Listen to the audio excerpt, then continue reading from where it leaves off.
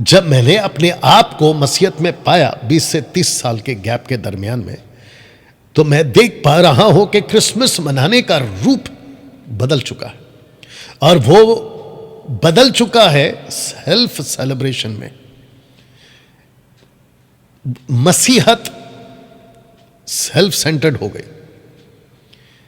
कलीसिया के जितने भी, अभी बीच में जब मैं किसी रिपोर्टर की बात को सुन रहा था, तो वो मेनलाइन चर्च में, पूना के, नाम नहीं लूंगा, वो वहां पहुंच गए, मराठी वाले में चर्च में चला गया, और उसने रैंडमली माइक किसी की तरफ घुमा दिया और उसको पूछा, आज क्रिसमस है, आप क्या करोगे?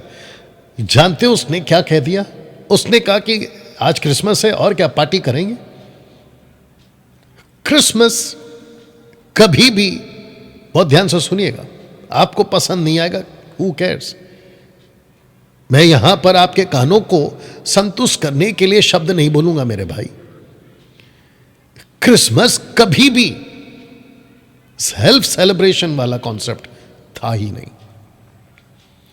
क्रिसमस, अगर आपको याद होगा, जो कि मेरा वो कॉन्सेप्ट नहीं, इसलिए मैंने नहीं रखा, स्वर्गदूत हो, माजीस यानी कि ज्योतिषी हो, और उस वक्त के जो 70-80 साल से उपवास में थे, माफ करना, 70-80 साल के फास्ट व्यक्ति जो उपवास में थे, जिसमें से साइमन एक है, रखूंगा उसको भी, उन सब ने एक ही बात तो फैलाई थी कि ये वो संदेश है जो सबके लिए।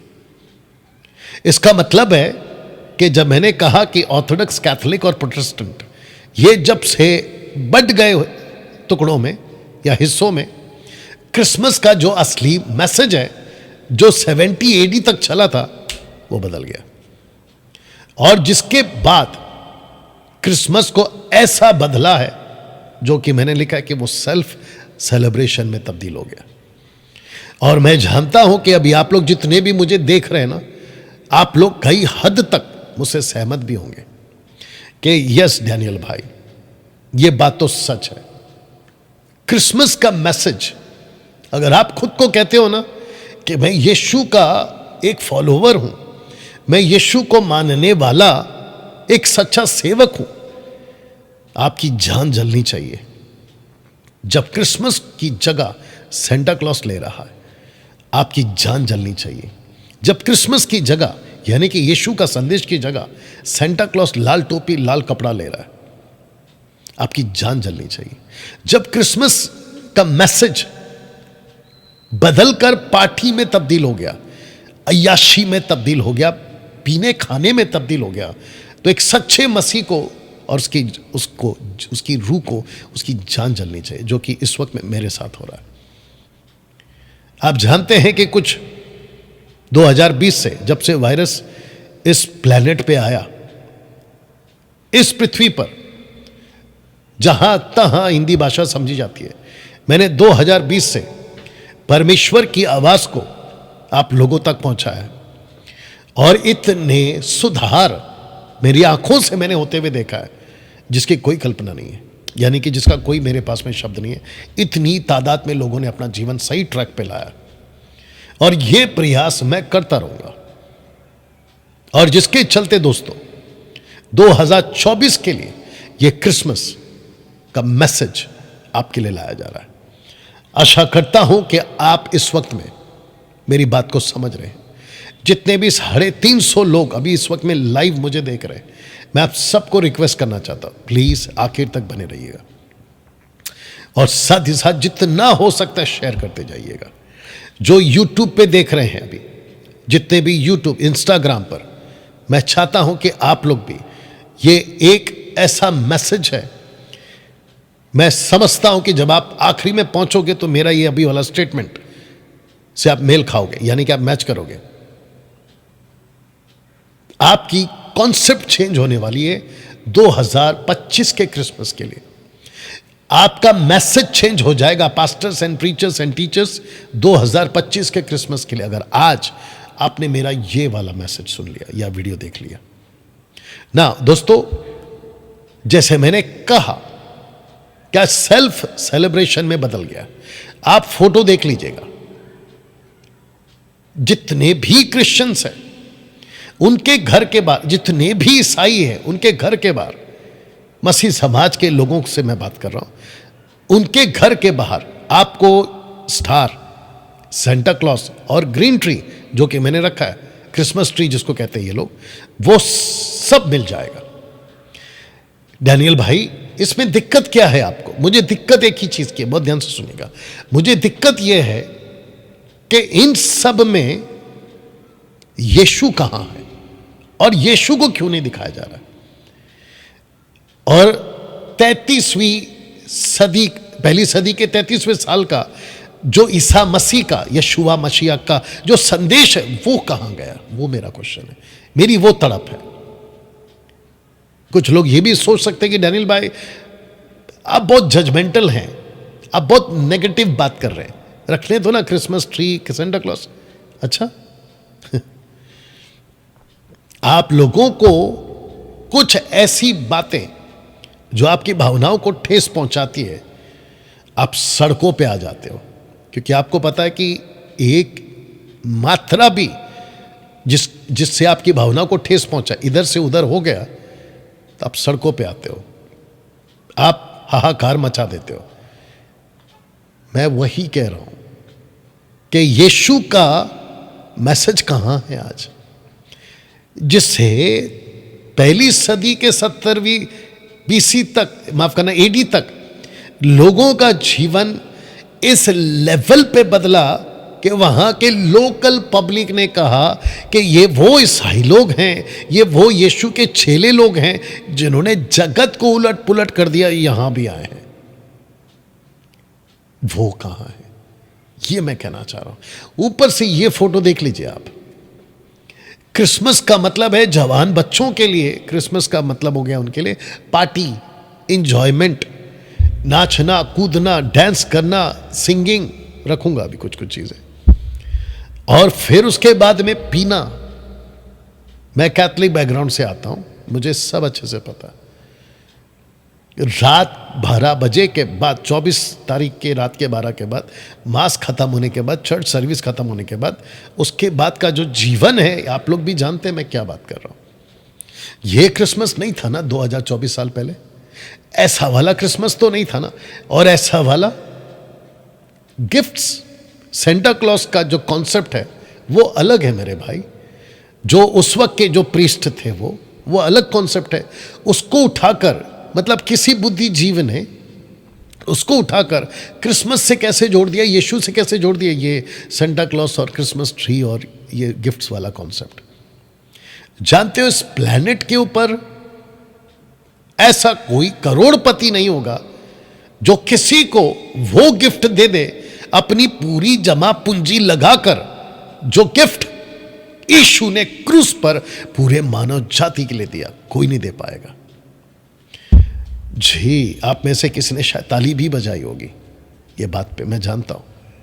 मैं रिपीट कर दूं कि इस प्लैनेट पे दुनिया का कोई भी करोड़पति, अरबपति, बिलियन, ट्रिलियन कमाकर जो बैठा होगा ना अपनी जमा पूंजी, वो पूरा का पूरा लुटा कर कोई एक ऐसा गिफ्ट खरीद ले और किसी को कहे कि ये तेरे लिए दिया मैंने, वो कुछ नहीं है जो आज से 2024 साल पहले यीशु मसीह, गॉड इन फ्लैश, परमेश्वर शरीर में जो होकर पैदा हुआ, जिसको उस वक्त के लोगों ने कहा कारपेंटर का बेटा है ये।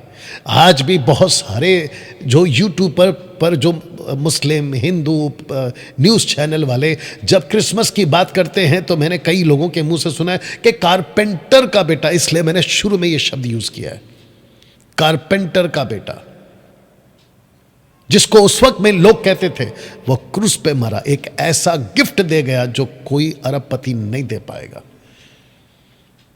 वो मैसेज कहां गया आज इन सब के बीच में? आपकी सिंगिंग क्रिसमस सॉन्ग्स, आप जो गीत गाते हो ना, कैरल्स, क्रिसमस रैली, इन सब में इंजॉयमेंट बहुत है, क्योंकि मैं भी कर चुका हूं क्रिसमस रैली, और आप लोग मुंबई के लोग अच्छे से जानते हैं।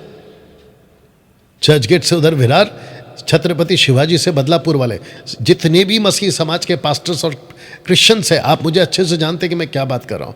ये क्रिसमस रैली हम कर चुके हैं, बहुत करते थे, ट्रक के ऊपर पूरा का पूरा सेटअप डाल के। आप लोग इस बात से वाकिफ हैं।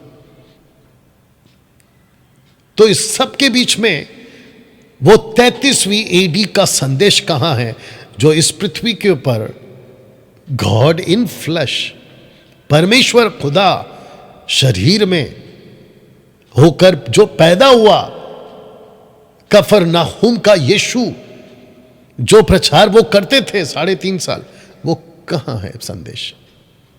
आज ऐसा क्यों है कि रात 24 तारीख को, दिसंबर की बात कर रहा हूं, चढ़ती है और 25 तक वो खत्म हो जाती है। उसके बाद में लाइफस्टाइल फिर वही चल रहा है। लेकिन ये तो नहीं होता था ना 2024 साल पहले। लोग अपना जीवन बदलते थे यीशु का प्रचार सुनकर। लोग कहते थे कि पतरस के पास आकर कहा, तुम जब प्रीच कर रहे थे पतरस, 2 पीटर चैप्टर 2 वर्स 37 पढ़ लीजिएगा। कहता है कि जब तेरी बातें हम सुन रहे थे पतरस, हमारे हृदय ऐसे छिद रहे थे। पेनिट्रेट, हिंदी इंग्लिश शब्द है, पेनिट्रेट कर रहे थे तेरे शब्द। यशायाह 55:11 क्या कहता है? तेरा वचन बिना काम किए नहीं लौटेगा। आज ये मैसेज कहां है दोस्तों? ना, मैं चाहता हूं कि आप ये देख लीजिएगा। यूरोप में ये स्टार्ट हुआ था 5th सेंचुरी में, लॉर्ड ऑफ मिसरूल बोलकर एक सेलिब्रेशन स्टार्ट हुआ था, जो कि एक मतलब इतना भी वल्गर नहीं था वो, लेकिन जब रोम ने उसको एक्सेप्ट किया, बेड़ा गर्क हो गया। ऐसी ऐसी एक्टिविटीज हुई है, आप जाके हिस्ट्री चेक कर लीजिएगा, लॉर्ड ऑफ मिसरूल, आपको पता चलेगा। क्योंकि मैं इसके ऊपर ज़्यादा जोर दूंगा तो मेरा वीडियो बहुत लंबा हो जाएगा, इसलिए मैं इसको सिर्फ छोटा सा बताकर आगे बढ़ना चाहूँगा।